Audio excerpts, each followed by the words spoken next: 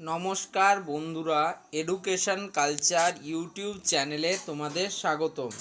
তো আজকে আমি ছোট্ট করে তোমাদের যারা গভর্নমেন্ট কলেজে ডিপ্লোমা ইঞ্জিনিয়ারিং করবে তাদের কীরকম খরচা হতে পারে সে ব্যাপারে একটু বলবো। দেখো, ডিটেলস খরচার ভিডিও আমি 2023 সালে দিয়েছিলাম এবং 2024 সালেও ডিটেলসে আলোচনা করব। পাই টু পাই প্রত্যেকটা হিসেব তোমরা সেখানে পেয়ে যাবে।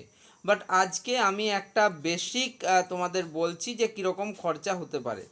তো দেখো, গভর্নমেন্ট কলেজে যদি শুধু কলেজ পাসের কথা বলো বা তোমার 3 ইয়ার্স ডিপ্লোমার পুরো কোর্সের ফিজের কথা বলো, তাহলে সেটা তোমরা দাঁড়াবে 50 টাকা করে তোমাদের টিউশন ফি হবে ফর 6 মান্থসের জন্য, 6 মাসের জন্য তাহলে তোমার সেটা দাঁড়াবে 300 টাকা এবং পুরো একটা ইয়ারে সেটা লাগবে তোমাদের 600 টাকা।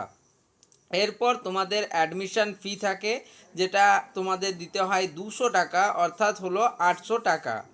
এর উপর দেখো, তোমাদের ফর্ম ফিল আপের সময় একটা ফি হয়েছে এবং কাউন্সিলিংয়ের সময় আরও একটা ফিস পেমেন্ট করতে হবে 500 টাকা। টোটাল হলো তোমার 8 5 1300 টাকা এবং 50 টাকা তোমাদেরকে সেশন চার্জ এবং কজন ডিপোজিট হিসেবে তোমাদের দিতে হয়।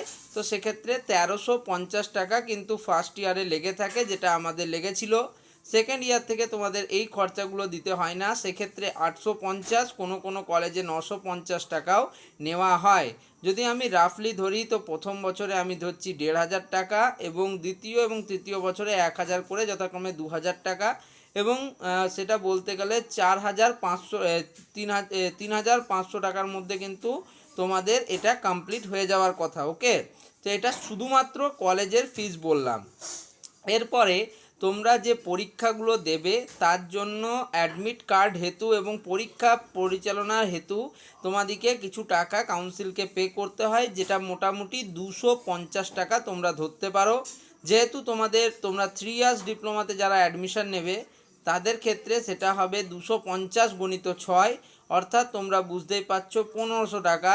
এবং যারা তোমার সেকেন্ড ইয়ার অ্যাডমিশন নেবে তাদের ক্ষেত্রে সেটা হবে কিন্তু 1000 টাকা। তো এটা তোমরা বুঝতে পারলে। এবার যেহেতু তোমরা অনেকেই আছো যারা নিজের জেলার কলেজ পাবে বা জেলার দূরের কলেজ পাবে, তারা কিন্তু হয় হোস্টেলে থাকবে নয় বাড়ি থেকে যাতায়াত করবে। যদি তুমি হোস্টেলে থাকো সেক্ষেত্রে হোস্টেলের ফিস বাবদ তোমাকে দিতে হবে 50 টাকা পার মান্থ, হচ্ছে তোমার ওই হোস্টেলে থাকার জন্য, এবং 50 টাকা হচ্ছে তোমার ইলেকট্রিসিটি এবং বাকি অন্যান্য সুযোগ সুবিধার জন্য, অর্থাৎ টোটালে 100 টাকা পার মান্থ, অর্থাৎ একটা বছরে সেটা দাঁড়াবে 1200 টাকা পার মান্থ। অর্থাৎ সেই হিসেবে বলতে গেলে তোমাকে ফার্স্ট ইয়ারে দিতে হচ্ছে 1200 টাকা ফর হোস্টেল এবং 1350 টাকা, যেটাকে আমি রাফলি 1500 টাকা ধরছি, সেটা হচ্ছে তোমার পুরোপুরি অ্যাডমিশান প্রসিডিওর হিসেবে। তো 1500 প্লাস 1200 মানে হচ্ছে 2700 টাকা। এরপরে আরও আনুষাঙ্গিক অনেক বিষয় থাকে।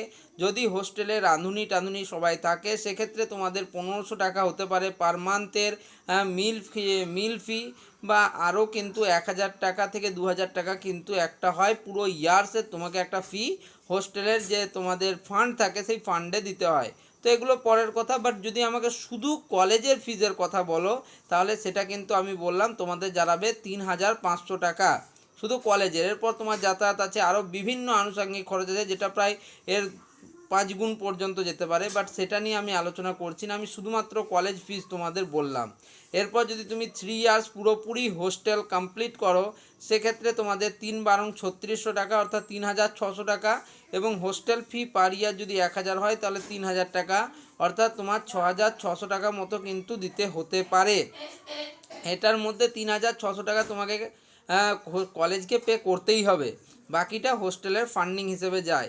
তো যাই হোক, সেটা অন্য অনেক হোস্টেলে নাও থাকতে পারে। তো যাই হোক, তোমাদের 3600 টাকা হোস্টেল ফি এবং কলেজ ফি আমি বললাম যে 3500 টাকা, অর্থাৎ টোটাল 7100 টাকা হচ্ছে তোমার কলেজের ফি, যেটা তোমার দিতে হবে। এরপর বললাম যে আরও আনুষঙ্গিক কিছু খরচা থাকে, যেমন তোমার 1500 টাকা হচ্ছে তোমার যেটা এক্সাম ফি, সেটা অর্থাৎ সব মিলিয়ে বলতে গেলে 10,000 থেকে 12,000-এর মধ্যে কিন্তু পুরোপুরি তোমার কলেজ ফিস হয়ে যাচ্ছে। বাকি থাকা খাওয়া হোস্টেল যাওয়া সেক্ষেত্রে বা তোমার বাড়ি থেকে যাতায়াত করা যাই হোক না কেন সেক্ষেত্রে আলাদা আনুষঙ্গিক অনেক খরচা থাকে।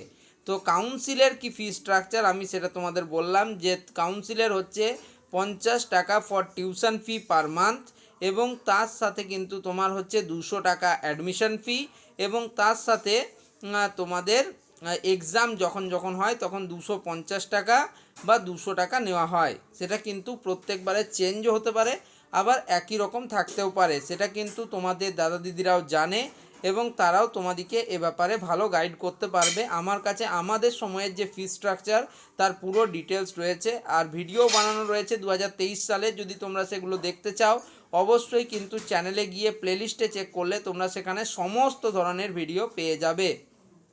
তো এই ভিডিওটা এখানেই শেষ করছি। আশা করছি এই পে স্ট্রাকচার সম্বন্ধে বা ফি স্ট্রাকচার সম্বন্ধে আর তোমাদের অসুবিধা হবে না। তাছাড়া কাউন্সিল থেকে লেটেস্ট 2024-25 শিক্ষাবর্ষের জন্য যদি নতুন কোনো ফি স্ট্রাকচার রিলেটেড কোনো রকম কোনো নোটিশ প্রোভাইড করা হয়, সবার আগে আমার এই চ্যানেল থেকে তোমরা সেটা পেয়ে যাবে। যদি তোমাদের ভিডিওটা হেল্পফুল মনে হয় ভিডিওটিকে একটা ছোট্ট লাইক করে দিও, বন্ধুদের মধ্যে ভিডিওটিকে শেয়ার করো এবং অবশ্যই চ্যানেলটিকে সাবস্ক্রাইব করে রাখো। ফিউচারে সমস্ত ধরনের আপডেট, নিউজ, ইনফরমেশান এবং সাকসেস সমস্ত কিছুর জন্য তোমরা এই চ্যানেলটার সাথে যুক্ত থাকতে পারো। ধন্যবাদ।